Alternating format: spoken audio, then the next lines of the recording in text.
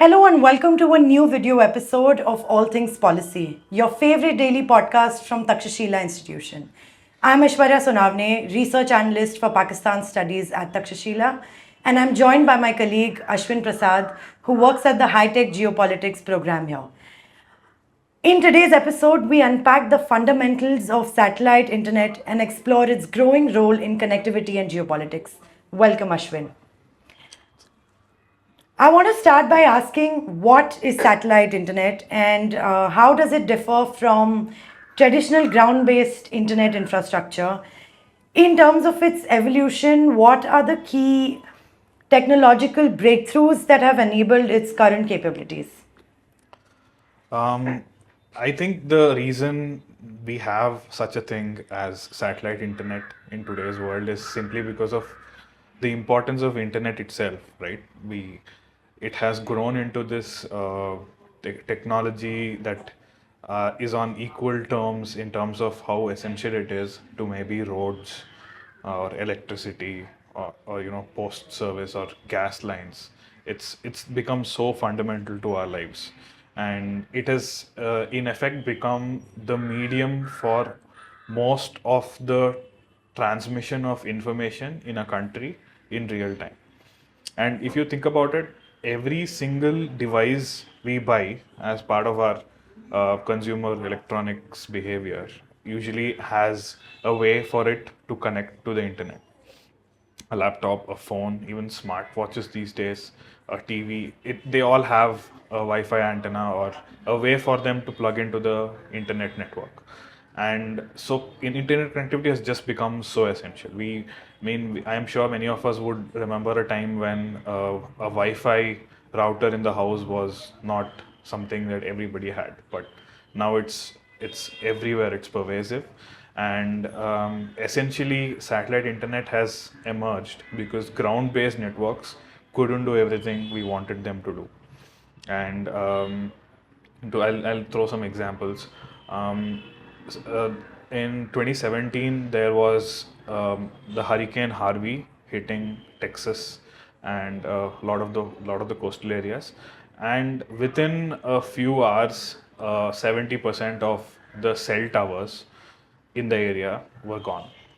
And usually this happens very often whenever there's a flood, whenever there's a hurricane. The ground-based infrastructure falls. And but then these are the times when you need internet more than ever because rescue operations have to happen. And eventually there was a satellite internet network which was deployed, and the Red Cross and all the other rescue agencies used satellite internet to eventually carry out their rescue and rehab.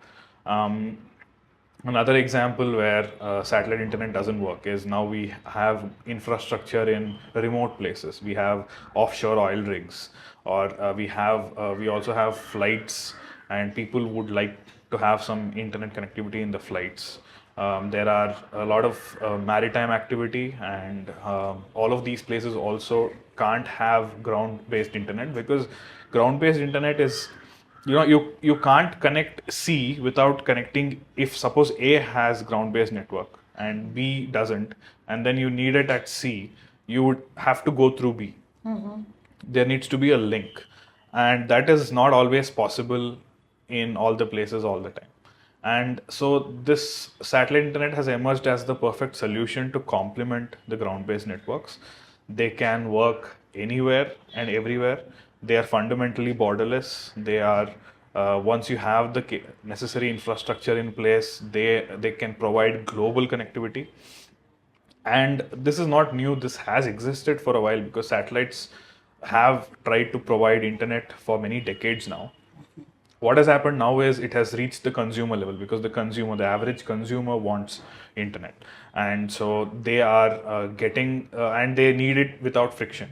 They just would like a plug and play model where they can just use it, and satellite internet is able to do this very well.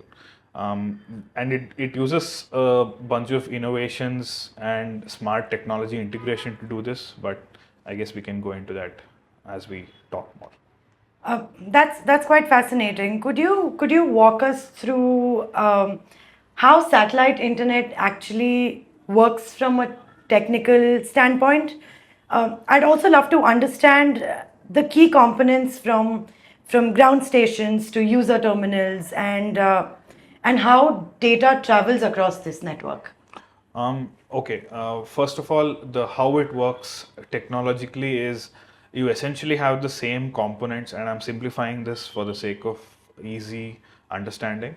That you essentially have the same components that you do in any form of internet usage. You have a transmitter with you, the user, and it's a transceiver because it can transmit. Suppose when you are sending a photo to your friend on WhatsApp, you're sending data to the from your transceiver, you're transmitting data. But then if you're downloading a video or you're watching a movie on Netflix, you're downloading something from the internet servers. So you have to be able to both transmit and receive things on your devices.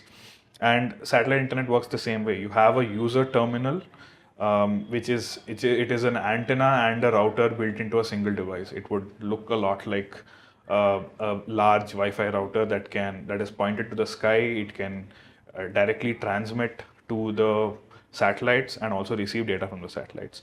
And instead of in the ground networks, if you're using your phone or if you're using, you're essentially connected to a mobile tower somewhere or a server hub somewhere through either cables, or you're using 4G or 5G to directly, your signals are traveling through the air and connecting to towers.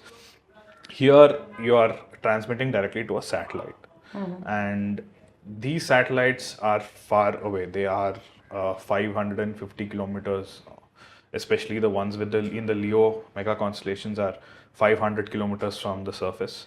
There is also some geo satellites that can be at 35,786 kilometers away. So massive distances, and we have figured out ways to have antennas which are small enough to be able to transmit across these distances. And you now have this system where you're transmitting using your user terminal, and they're going to the satellite, and the satellite is then it is beaming it back to wherever the data needs to go, or taking data from wherever the source is and then beaming it back to you.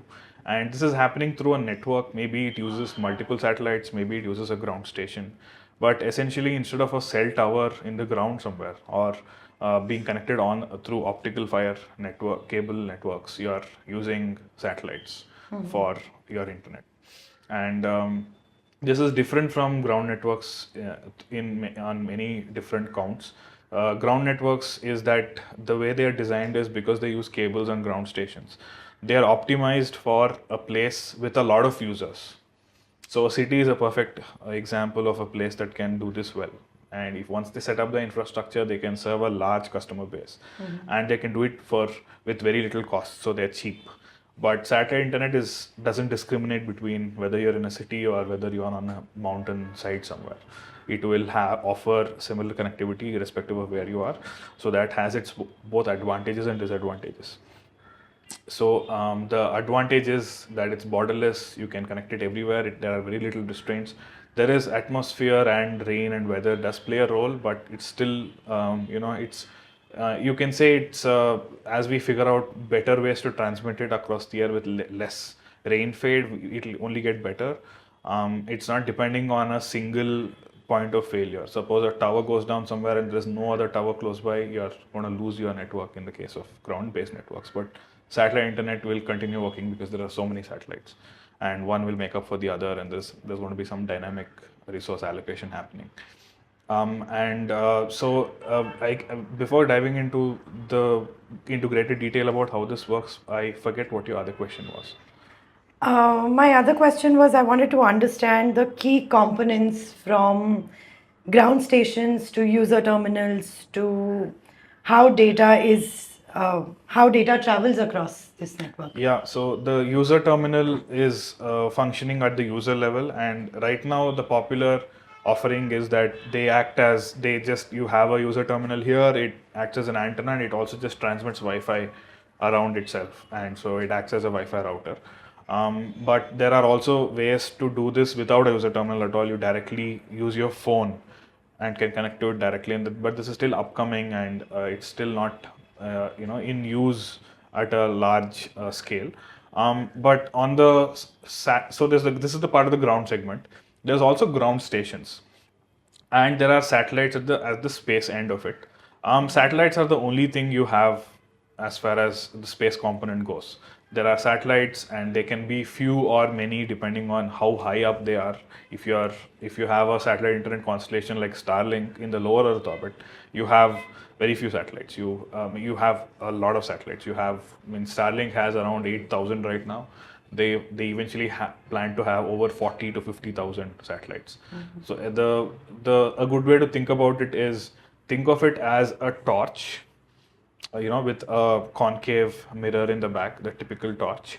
And if you were to beam a light, and if you were to hold your hand close to the torch, you would find that the beam is not, you'd probably able to have the whole beam in the palm of your hand. But as you take it away, you would see that the coverage of the beam expands. The same thing is happening here when you have a geostationary Earth orbit at 36,000 kilometers away from the surface. Each of these satellites can cover continents together. An example is the Global Express satellite systems owned by Viasat. It was formerly owned by Inmarsat. They have the first initial GX series has 5 satellites, but just 3 of these can cover the whole globe except for the Arctic regions. So massive coverage. Each one of these are, most of Asia is getting covered by a single satellite, most of North and South America by another. So the range is massive, the footprint is massive, but it's also that it comes with its own limitations because the signal has to travel so far and back. There is latency.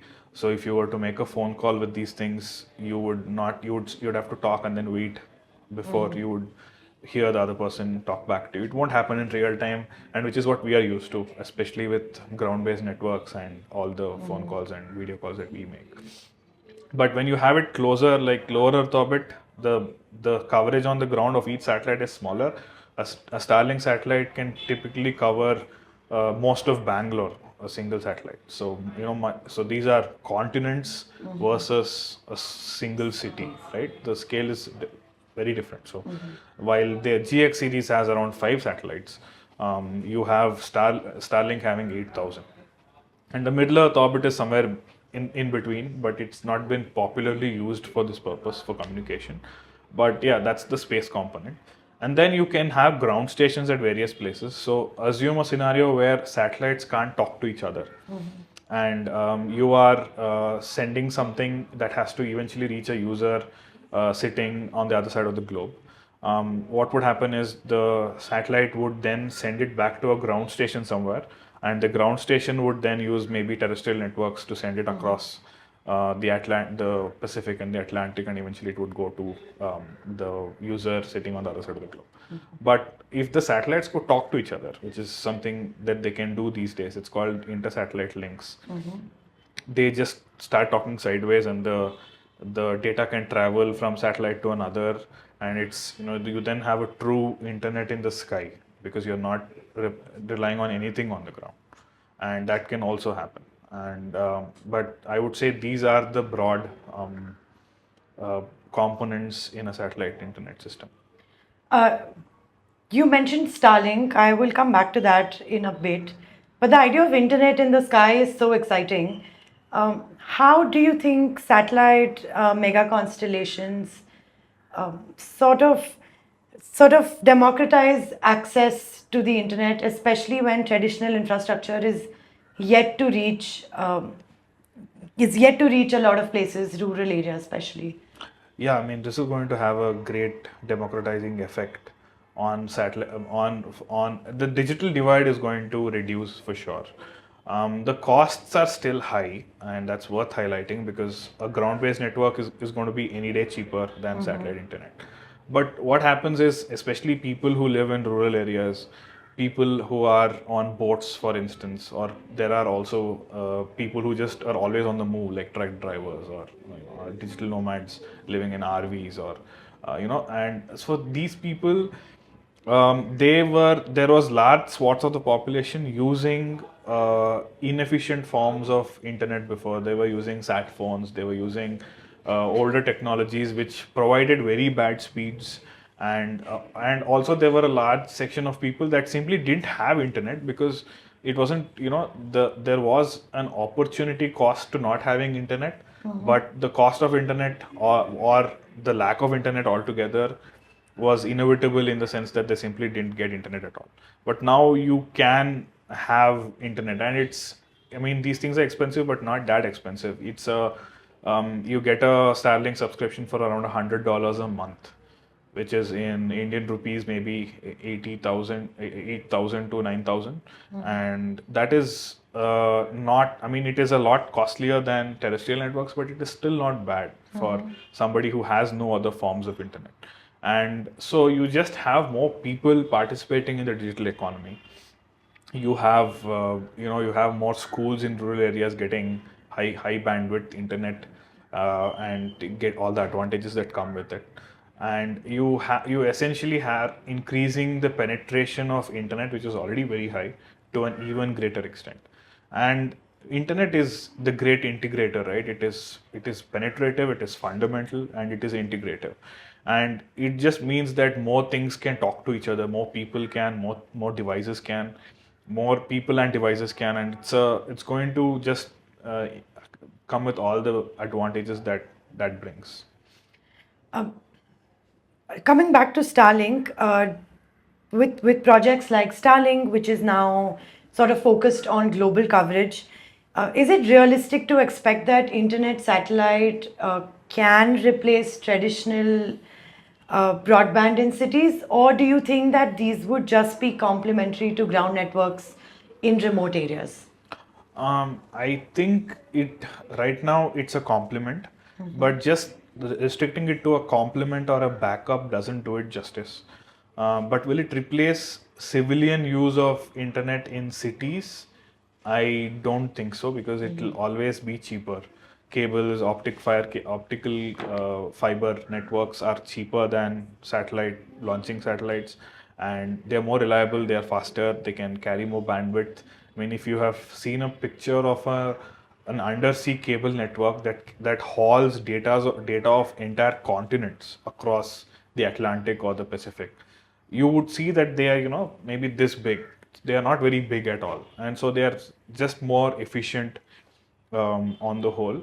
But as you go into places where this doesn't work well, and there are a lot of such places where it doesn't work well, you will start seeing that satellite internet is very, very viable. And I think it's going to penetrate more and more. There will be places and people that will simply have both because it's viable. There will also be places where only satellite internet will work. And coming beyond the use of satellite internet for civilian purposes, the military implications are massive.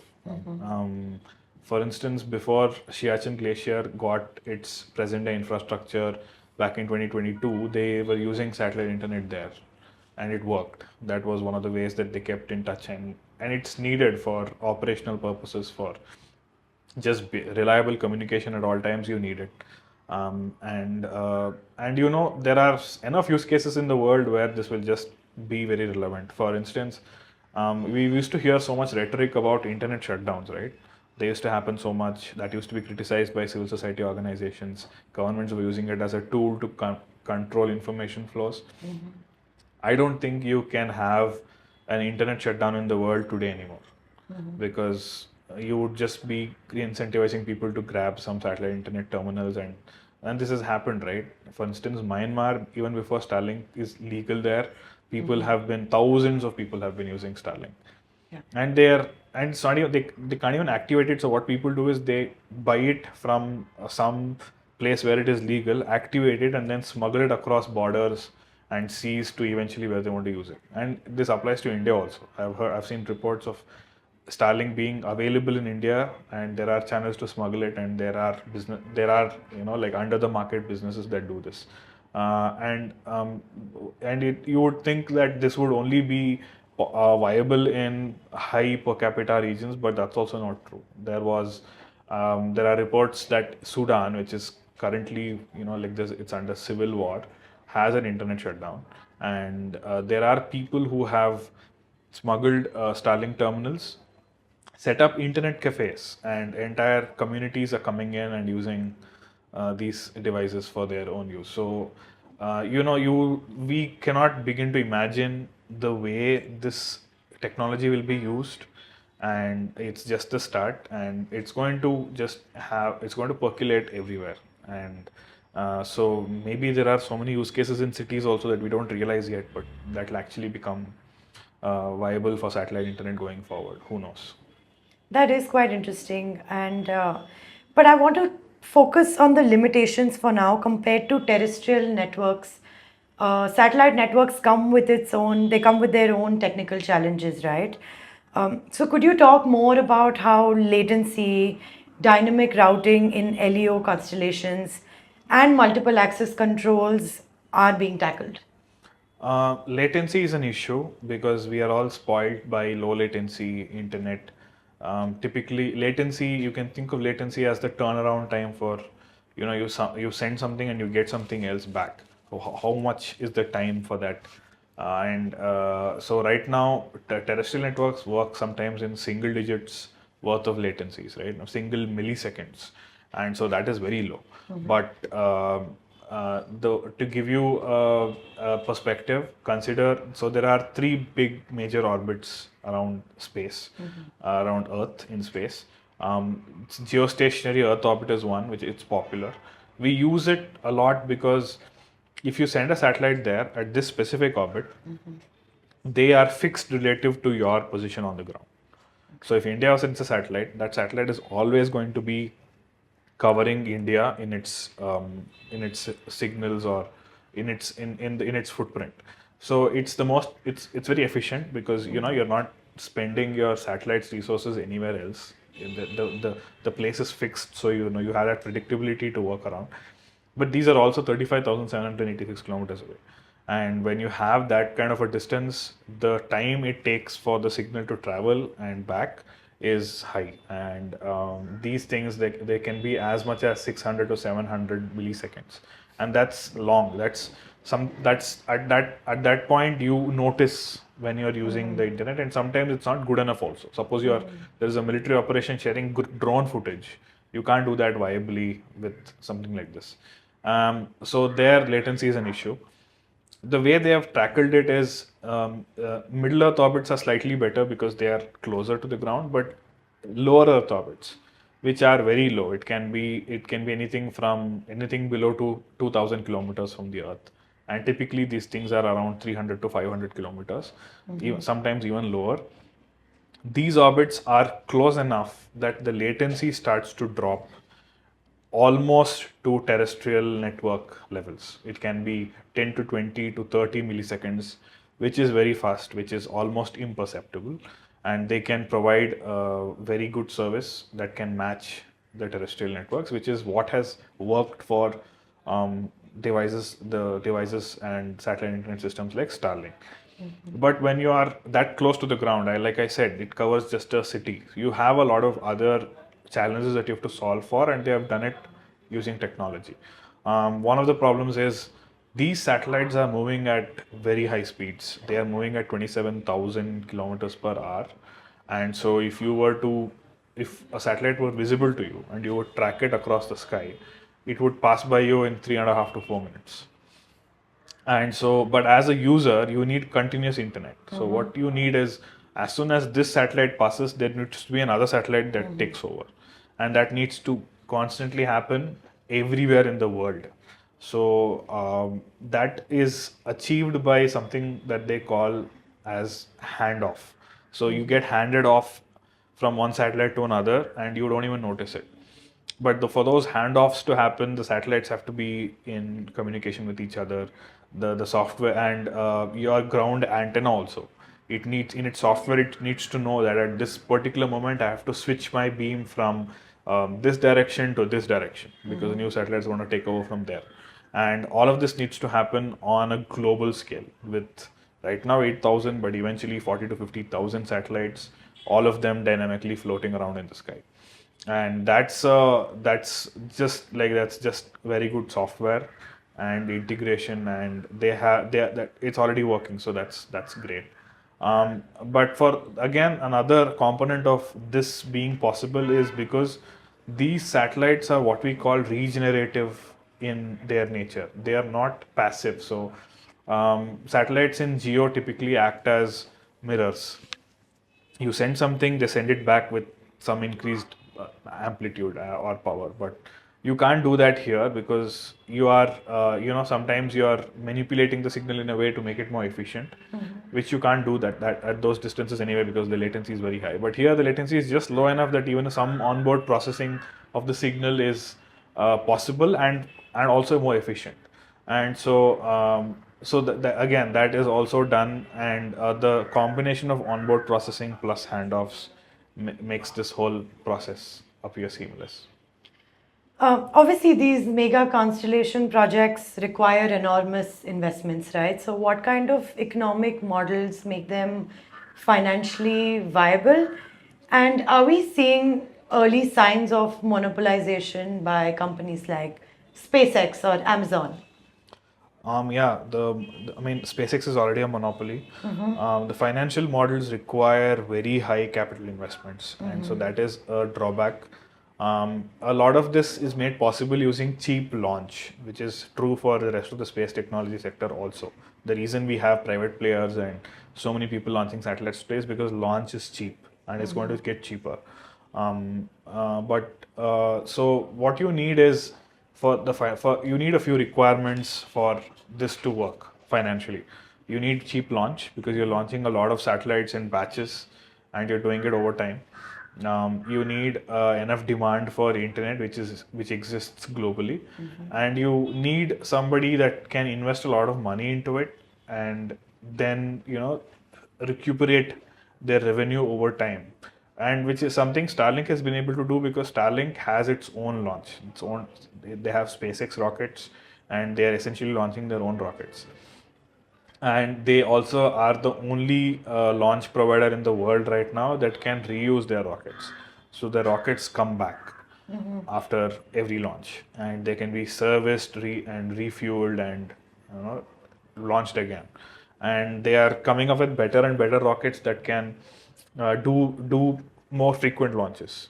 And all of this is going to reduce launch costs, and that's something that has worked in Starlink's favor. That is why they are the largest single satellite network in the world today. Amazon is now beginning its own constellation. It also plans to have a low Earth orbit constellation, and they are also they are using a rocket. They're not using the Starlink model of doing everything in house. They are outsourcing some of the launch, and they are doing a combination of things. But these things are also like they suffer from the same problem as YouTube and Facebook does, which is the more users they have, the better service they can provide, and the better the constellation gets. And so they do end up, in a way, having monopolistic tendencies. And but there is potential for competition because if you have more satellite constellations, then you can just compete in terms of efficiency and price and all of that. But right now, it is definitely a monopoly, and SpaceX is the only one, and they have the whole global market for the taking. They are already operational in more than 100 countries. They have customers from everywhere, and the crazy part is this they have an incentive to service people in the developing countries, or in some cases countries under strife or conflict, because that's where the infrastructure is lacking and people need internet more. In the rest of the places, ground-based networks can take care of a lot of the urban population, and then it's only the peripheral population that eventually starts to use Starlink. But here, even cities and prime areas will end up using satellite internet for their use case. So they have the whole, but yeah, monopoly is going to be an issue, and that's something that India is also trying to tackle. The plan right now is that we will buy satellite internet services from multiple vendors just so that we don't depend on a single one. There are risks to depending on a single one. For instance, this whole Russia-Ukraine war is a good example. Every time Elon Musk threatens to stop providing Starlink to Ukraine, there is a lot of stress going up across the country because they are the only ones providing the communication infrastructure there. But so it's a great example of how powerful it is, but it also how vulnerable it can become, right? Right. But yeah, so the monopoly is something that is going to emerge, and we have to tackle it. Is Starlink the only company? Are there any other global companies that are? There are a few. There are many satellite internet operators, but none that operate on the scale that Starlink does. There is Eutelsat OneWeb. Airtel has a big stake in that company. They also have satellites in the hundreds right now, but they also have global coverage. There is the GX series, but that is the geo orbit. There is another one called O3B, and they focus mainly on Africa, but that's also another constellation. There are many, and there are many upcoming. There's a lot of interest in this technology. Amazon's Kuiper is going to launch its satellite soon, and that's going to become that's a grand mega constellation again. So there are more, and there is a lot of interest both among countries and among industry folks to tap into this. From an ethical point of view, how do we address the risk of internet being misused by, let's say, insurgent groups or cyber criminals? And do you think government should have more oversight to even privately owned satellite networks? It's very hard to control. I mean, so this is one of those places where in India you need regulation quickly because the lack of regulation allows all of this to happen. And but the thing is, this technology is, you can't. It's the same way that there are Earth imaging satellites that take pictures of conflict-ridden zones when not really being, they don't have to take permission. It just works already, and it is flying up in the sky. The space is itself a tricky domain, right? You can wield your sovereignty on the ground, but you can't do so over space. And so companies know that, and this is going to be a tricky interaction between governments and corporations. We will hear a lot about how Starlink is operational in a country that has specifically banned it or has not provided regulatory approval to it. These companies still have an incentive to work with the governments because then they get legitimacy, they get easy market access. They still have to sell their ground terminals, the user terminals. So that would become easier with having government regulatory approval. But it can just work without, and it is working in many places in the world. So it is an issue, and there will always be the case that people who should not be using it are using it. And so even in India, you have this. There were Starlink terminals seized near the Andaman Sea. There were Starlink terminals seized in Manipur during a raid of an insurgency camp. So you already see the situation where, since it is not legal in India, Indian security forces are not using it, but there are insurgency groups and non-state actors using it. So this problem is going to be hard to tackle. I think it's once you start working with the satellite internet providers through a rule-based regulatory order, there will be some ways to alleviate these issues. But it's also the case that it's not going to be possible, and it's sometimes you can't. Which side do you pick is going to become a big question. What is the ethical thing to do? Is it is a government saying this area is under internet shutdown, so you can't provide internet? And what stance should the companies take? What stance will they take? It becomes very political in nature, and we don't know how that's going to pan out. Right. In the context of geopolitics, how do you think having control over satellite infrastructure will play out in terms of national power and also in terms of the broader digital sovereignty and cross-border influence for nations? I think militaries today, they are a main part of a military modernization strategy is the space component. If a military has a very strong space asset infrastructure, they are capable of doing more things. C4ISR, like the command control and even intelligence, surveillance, and reconnaissance, these things heavily depend on the space component now. So I think nations will continue to recognize that satellite internet as a technology is a big tool for geopolitical influence and military capabilities, military strategy, and overall information infrastructure resilience for their own and for their allies when they need to provision it. And so it is going to a country which has a strong satellite internet infrastructure is going to be at a huge advantage in all forms of its military focus. So even again coming back to the Russia-Ukraine war, the Ukrainian uh, counter defense and all of the military logistics has been carried out on Starlink satellite internet that the US has provided to this country. And you even have this weird scenario where Russians are sometimes capturing Starlink terminals and the Russians are using Starlink. And so you kind of see how critical this has become for on-ground operations. And even if you just imagine a scenario, you need communication, right? And a lot of our conflicts happen at the borders or happen in remote areas, and having a ready communication medium is going to be critical. And so I think there is a reason why SpaceX and Amazon are investing so much in their infrastructure and why Europe and so many companies across Europe are investing. There's a reason why China has already started to launch two of its own satellite internet mega constellations, the Guowang and the Qianfang. So it is going to be a big geopolitical lever.